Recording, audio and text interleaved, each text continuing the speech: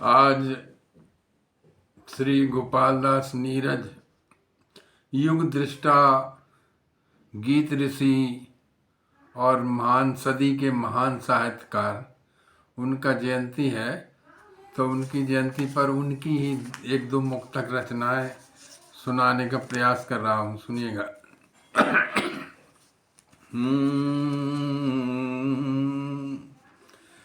खुशी जिसने खोजी, खुशी जिसने खोजी, वो धन लेके लौटा। हंसी जिसने खोजी, चमन लेके लौटा। मगर प्यार को खोजने जो चला, वो न तन लेके लौटा, न मन लेके लौटा।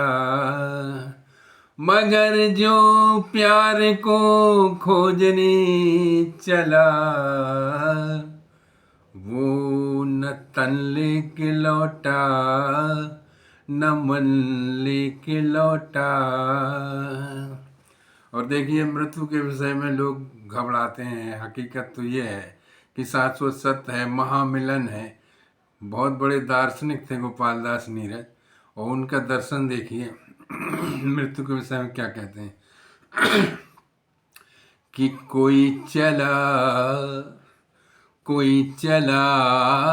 तो किस लिए, नजर तू डबडबा गई। कोई चला तो किस लिए, नजर तू डबडबा गई।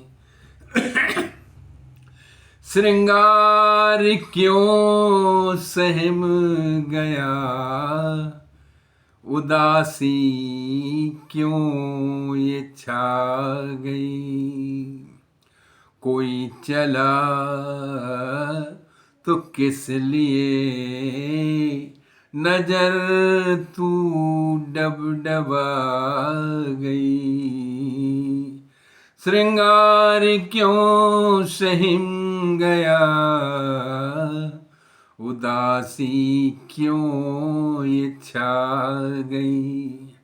न जन्म कुछ न मृत्यु कुछ, सिर्फ इतनी सी बात है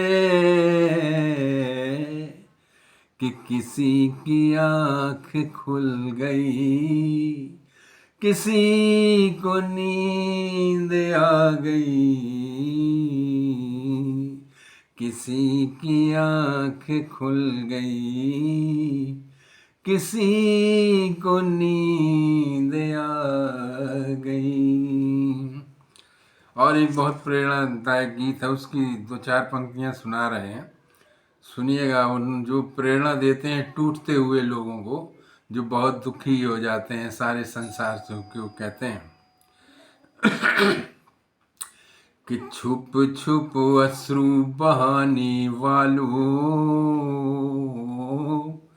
मोती व्यर्थ लुटाने वालों। छुप छुप अश्रु बहाने वालों, मोती व्यर्थ लुटाने वालों। कुछ सपनों के मर जाने से जीवन नहीं मरा करता है। जो शाश्वत चैतन्य जीवन है ना हमारा, जिसकी वजह से शरीर चल रहा है, तो कितना बढ़िया प्रेरणा देते हैं कि छुप छुप अश्रु बहाने वालों, मोती व्यर्थ लुटाने वालों।